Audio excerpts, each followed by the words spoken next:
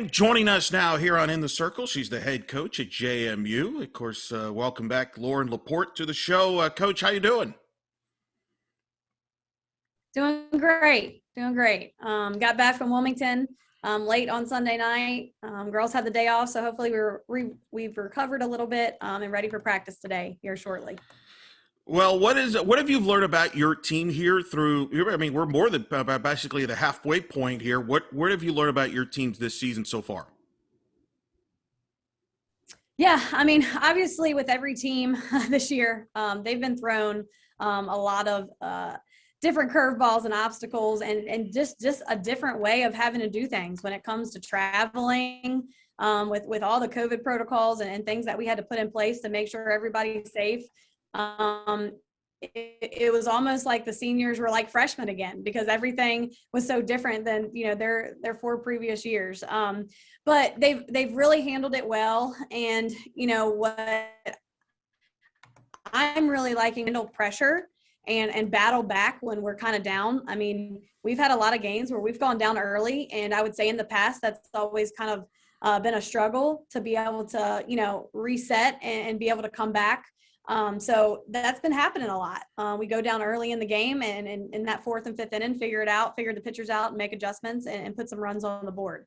And if you look at our games this weekend, that happened in 2 of our games this weekend. So just really like being able to not just throw in the towel when things get hard. What has it been like for you and the staff? This has been a unique year in a lot of ways. You've had to adjust your schedule. It's a different schedule than what you're used to, as we'll get into with the conference play and then the limited non-conference from a geography standpoint. What has that been like for you? Because, we've been accustomed to seeing you playing in Clearwater, for example, in marquee tournaments and playing marquee games non-conference to get you ready for conference. This year it's been a little different.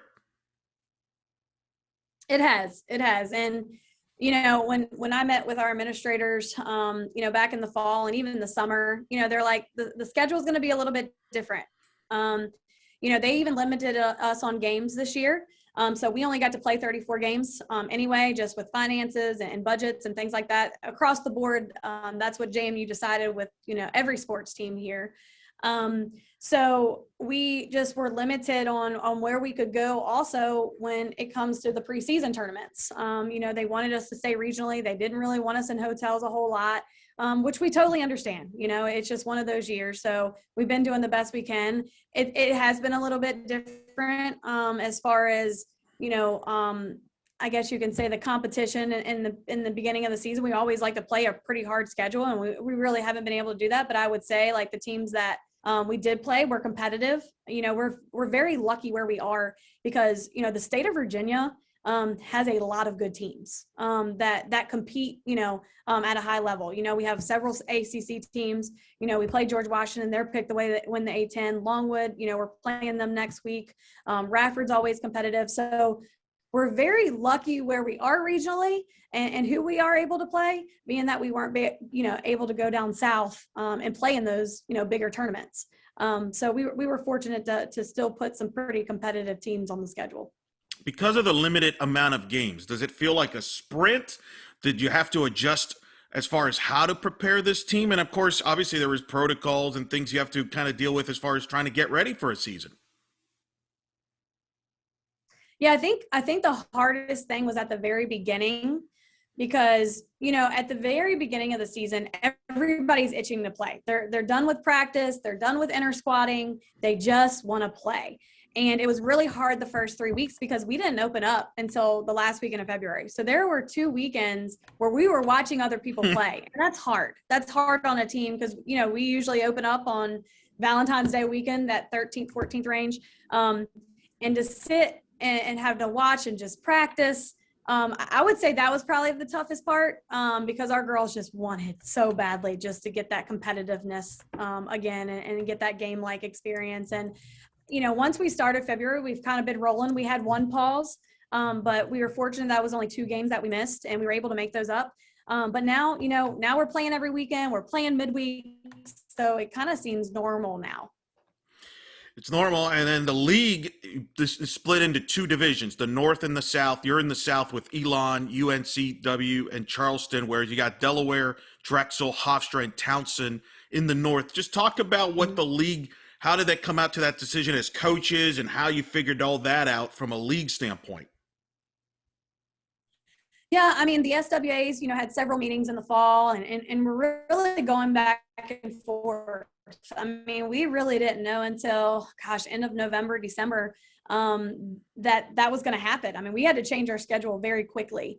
And now only 5 teams make the tournament. So there are a lot of things strategically that we had to get done pretty quick. But I understand it, and it is hard playing a team 6 times. That's tough, but luckily they spread it out enough where we're not playing someone back to back.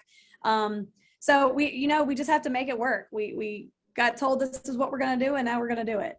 So it really, I think the most challenging part is having to play, the same team 6 times. But there's a lot of other conferences that are playing 4 games against the same opponent in the same weekend. That's, I think, even harder. So it is what it is. Yeah, it is. It's kind of wild. It's better to be, but hey, as coaches have told us, it's better to just be playing. Doesn't matter how many times we're playing somebody or whatever. As long as we're just glad we're playing, right? Like that's kind of the message at the end of the day. That is the mindset of this year. We are so fortunate to be playing. We're so fortunate that basketball, got through their tournament, and I feel good about going into having a softball tournament and a baseball tournament with things that they figured out, at the NCAA tournament. So that's we can't get mad about it being a different kind of season. We're just so thankful that we can play, because we're a sport that experienced that last year. No other fall sport experienced it.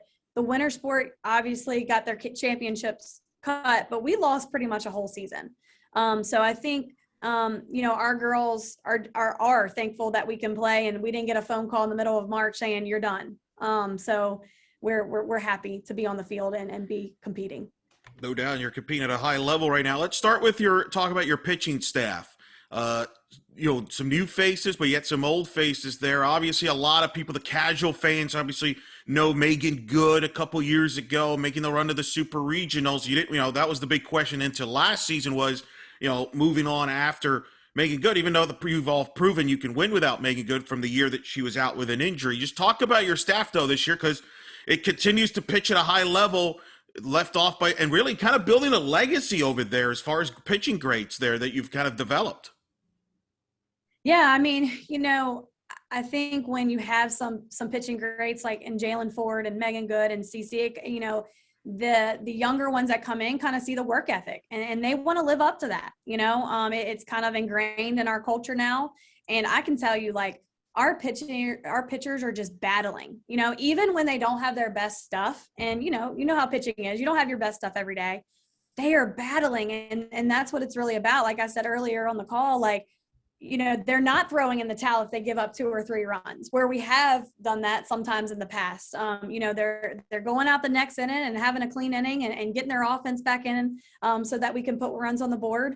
We have a freshman in Alyssa Humphrey that we got, in January, and she's doing a fantastic job. And then Lexi Bermudez, has picked up a lot. And, with CC, obviously, she's had a little bit of an injury that we're working through, but we're coming out of it now. So we're looking to have her back pretty soon. So just really pleased with how the pitchers complement each other and how they battle and grind when things get hard. And that's what you want to see, in your pitching staff, and, being able to call anybody's name and having confidence in them. What makes Humphrey so good? She's been already an impact player for you here in her first year. She is probably one of the most composed pitchers we've ever had, besides, and Megan. Megan, that's what was one of her strengths. She was very composed, but, that didn't really happen until probably her sophomore, junior, and senior year. But Alyssa has just come in, and when things get hard, she's okay. And it's almost like sometimes we talk as a staff, it's like she likes it being hard. Sometimes we're like, she likes being in that bind, and man, it's fun to watch her be able to get out of it and watch the defense make plays behind her. But she keeps the hitters off balance. She has a good off speed. And the thing with Alyssa, she knows exactly where she wants the ball. She's got really good command over her pitches. and being so young, that's a big deal when you know exactly where you're throwing the ball. And we're really excited what she's going to be able to do for us. Has she even surprised you and the staff how quickly she's made this big of an impact? You knew she would be good, but did you know she would be good this quickly? Well, you never know as a freshman. You watch and you hear things and you talk to people and you hope that they're going to be able to handle the lifestyle of the grind and the games. I mean, I would say we knew because of her personality and the way she is composed that she was going to be all right, but we didn't know that it was going to be this quickly. And in the first weekend out is actually when she showed her grit. So we were playing GW down at UVA. We were down going in the bottom of the seventh. I think it was 4-2 or something like that. And she came in behind CC because they were hitting CC a little bit. And she came in and struck the side out. And it was just like, wow, like it was amazing how she was able to go into a bases loaded situation with, one less than 2 outs and get it done. And it gave everybody else confidence. When your pitcher has that kind of confidence, I can tell you it's easier to play behind. So it happened on opening weekend, really. We put her in a very tough situation and she got it done. You had that 1-2 punch with Ford and Good, but from a depth standpoint, compare this staff. Do you feel you have more arms options wise? Maybe not as you don't at the level of a Ford Good 1-2 punch, but from a depth standpoint, could this be the deepest you've had? Yes, absolutely. Absolutely. We have 6 pitchers on staff, and they're young and we're progressing them. But yeah, I feel like we're getting to the point now where we're getting comfortable with, being able to put them in and having confidence they can get us out of innings.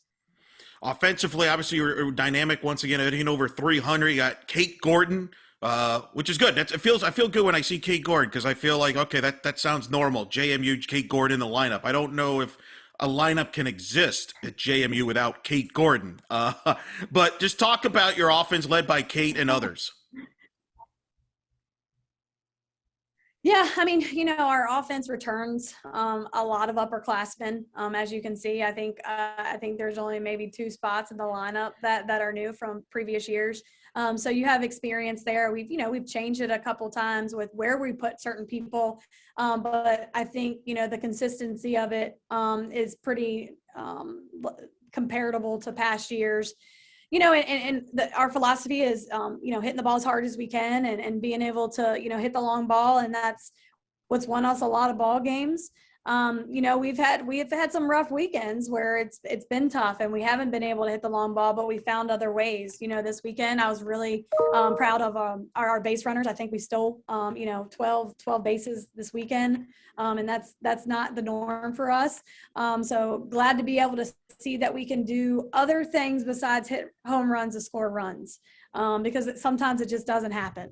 So we have to be, more versatile and be able to do things when other things aren't working. But it's nice to see our offense. I think once we can get everybody in a rhythm, and I think that's been the hardest thing because we haven't had a lot of midweeks. So when you go, you play a weekend and then you go 5 days without playing, it's tough sometimes. It is. But now we're gearing up the midweeks and hopefully we can stay in that rhythm a little bit when we're facing different kind of pitching. You mentioned the versatility. Is that something that you've learned during the season, or did you feel you had that going into the season? No, I feel like we had that going into the season.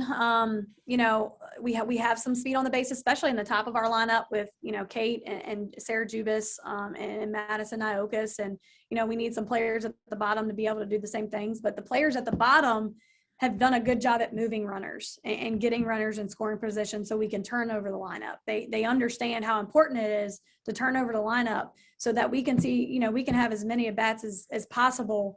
Going into the 7th, we want to be able to have 3 at-bats beforehand. So that 4th at-bat, we know exactly what's going to be done to us. And that's really important, turning that lineup over and seeing that pitcher 4 times.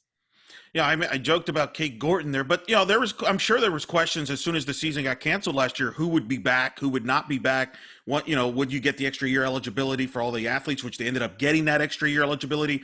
What was that like for you from a roster standpoint, kind of sorting through all that, knowing who would be back, who would not, and adjusting to your roster, not just this year, but obviously future years, as I've talked to coaches, because this affects your future classes. It does. It does a great deal. And, we were so fortunate that JMU, our administration, gave the senior class the ability to come back and be able to play for, we call them super seniors now. But it does. I mean, it affects, recruiting, and, we have to sit down with all the classes and figure things out. As far as their extra year of eligibility. So it's definitely, it's a game changer as far as what we've been able to do as coaches in the past. Like, we have to rework some things and figure out some things. And, but like I said, with, when our season ended last year, I think it was March 13th actually. And they didn't know. And if they could come back and what really the future held for, Odyssey, Kate, and Madison Iocus. And when they got word that the NCAA passed that they can come back, man, it was exciting. They were looking every single day, calling me every single day, asking if I had heard anything. And then when we got the news, we had to figure out some things as far as schooling, because they're all a little bit different in how they're doing school. Some are doing continuing ed. Some of them picked up a minor. So those are a lot of things that you had to think about. It wasn't just coming back. Like, you had to think about their school and how they were going to stay eligible, and are they going to graduate, or are they going to graduate and do continuing ed or start a master's program? So man, it was scramble mode there in May and June on trying to figure out what to do. But like we said earlier, I mean, this team is just so thankful that they were able to, come back and were able to play. So we're speaking with Loren LaPorte, JMU head coach here on In the Circle. How have you changed as a head coach now compared to when you first took over in 2018 season? Well, the 28 season was just kind of a whirlwind because, we didn't take over until about, it was like October, November. So we were just trying to keep our head over the water that year. And then everything that happened to Megan, that year, the last time we talked, holy cow, it was just, let's just keep swimming. So, I think in the last 3 years, just being able to maintain, a strong culture and being able to form, relationships with the girls is very important to me.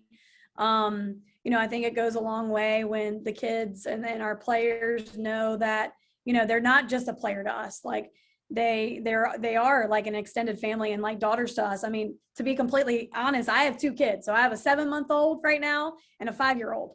And I spend more time with, our players than I do my own kids. So they mean a lot to us. And, it's important that they can feel comfortable walking through these doors and sitting down and be like, Coach, I need your help with this. And that's kind of the culture that I want here, that we want as a staff here, that they feel comfortable talking to anything, about anything with us. And we, them leaving here, being prepared for life. And life is hard. And I think, sometimes we always try to protect, our kids and our players, but it's important for them to get through the hard and to get through the failure. And this is a game of failure. So being able to pick yourself up and moving on to the next at bat or next pitch, we talk about that a lot.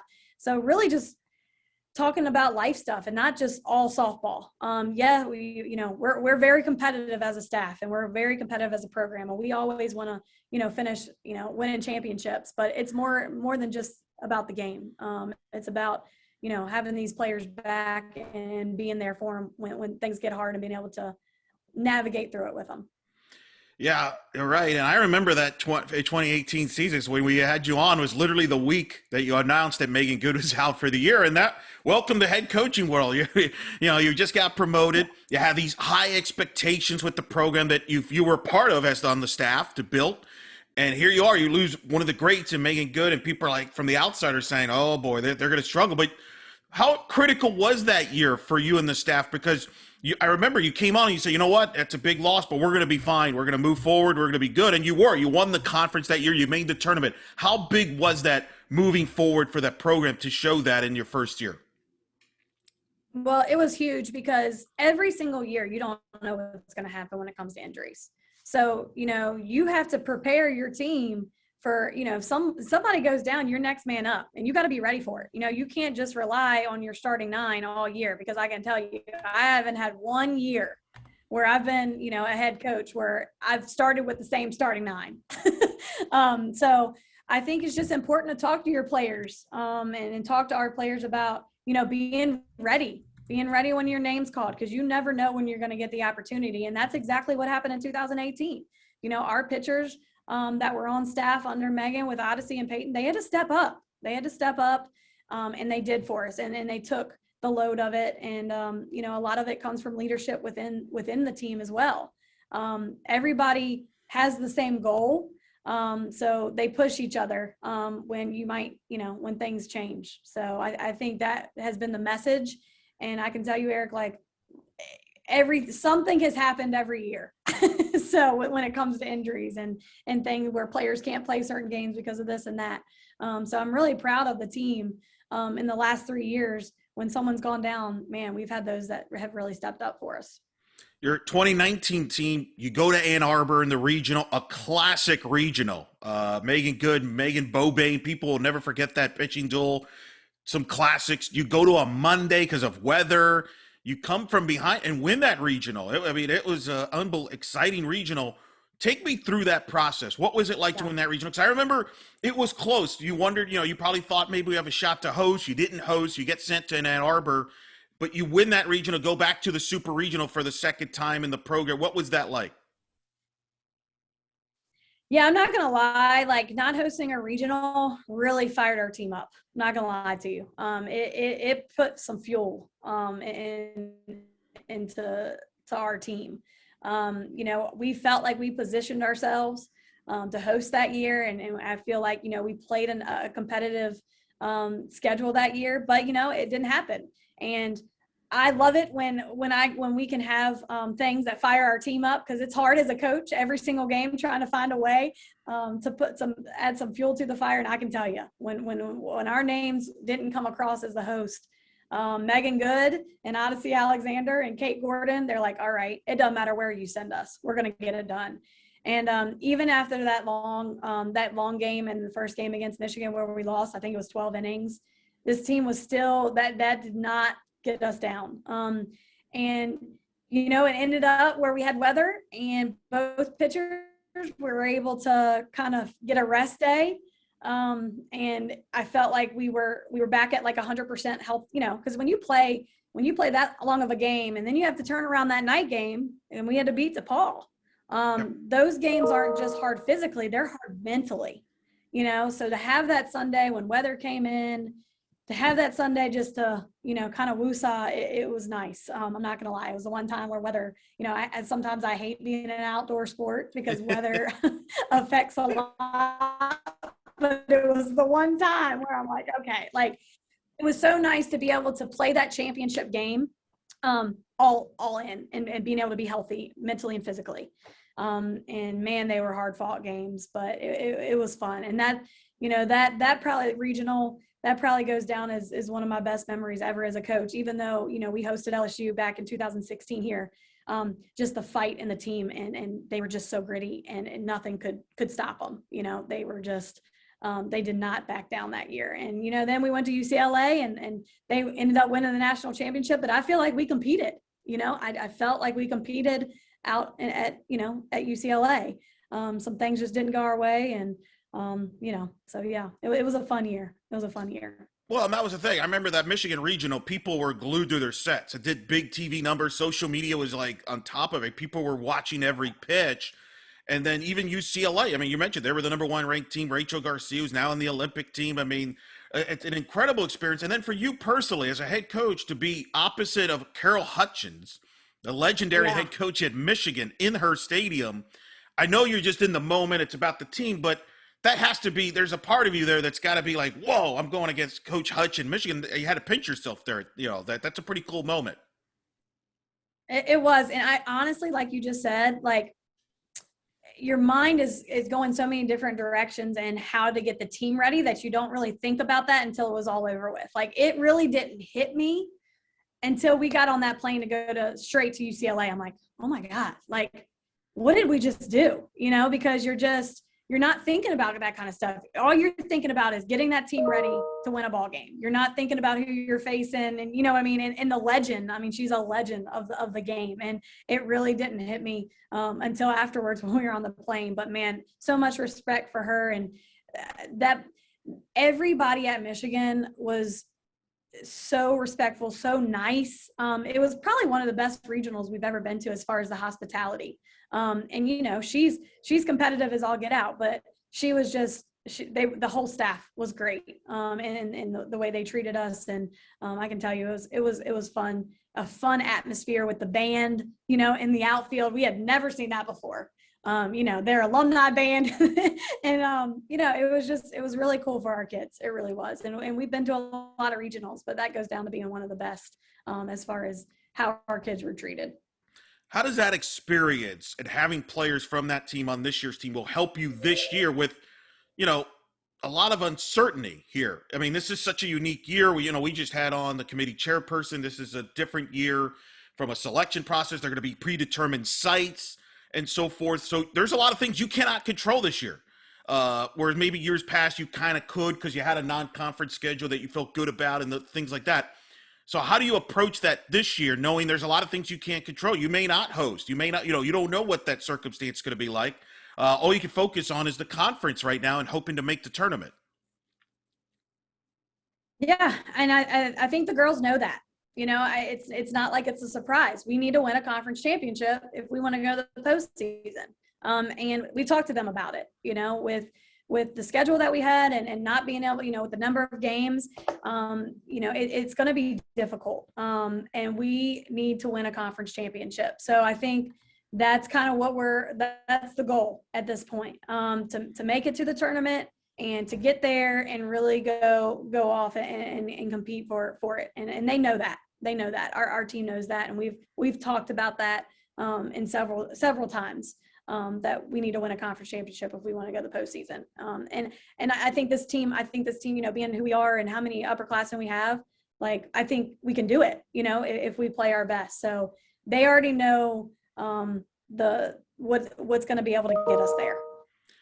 Talk about the league, because once you get into the conference tournament situation, I think this is a league, by the way, that's inside the top 10 now in the latest conference RPIs. I think quietly, it's a strong league this year. Delaware, Jen Steele's done a heck of a job building that program back up. Drexel's having a good year. Hofstra, every time you see that name, Hofstra, that's always the deal. You got Elon's playing pretty well as well. So just talk about this league, because it's not, you're the target. You're the target. Everybody's going to go after you. But it's a league that's on the rise here that maybe some that don't follow it on a day-to-day basis are aware of it. Yes. It's been like that for a while, and I feel like every single conference game, it's hard. It's hard. There's not a lot of easy wins in this conference, and you cannot let your guard down, and especially us, and I think the offense across the board in a lot of the programs has gotten better, and the hitters have been able to make adjustments. And, a lot of the teams are just so scrappy, they're scrappy and they don't throw in the towel. And it doesn't matter what inning it is and what situation it is, you cannot let up. And I do feel like the conference has been like that for the last 3 or 4 years across the board. So yeah, it's one of those situations where when it comes, tournament time, you better not be not playing at your best, because that's where teams are going to get you, and that's where our conference teams are going to get each other. Everybody has to play at their best. Last question for you. What's going to be the keys for your team here as you move forward and accomplish your goals here? What do you have to do to accomplish your goals and win that conference title and have the goals that you have internally?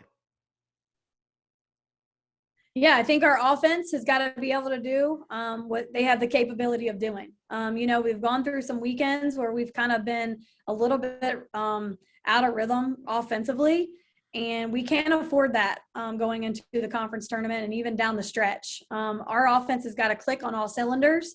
And the nice thing is we know we've seen them do it. Now we just got to get them there and get them mentally there, and that's something we're going to really focus on this week. The mental side of things, because physically we know it can be done.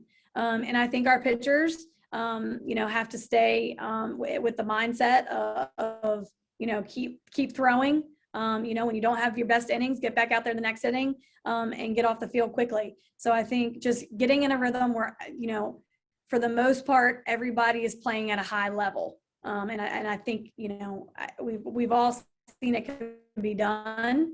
Now we just have to be able to offensively, defensively, and in the circle, do it all at once. Well, Coach, we look forward to seeing how your team plays out this season, but certainly we've enjoyed watching your teams over the years as part of the staff and as the head coach, and we wish you good luck the rest of the way. Thanks for joining us. I know it's a busy time, but great to have you back on the show, and we'll definitely do this again soon. Thank you so much, Eric.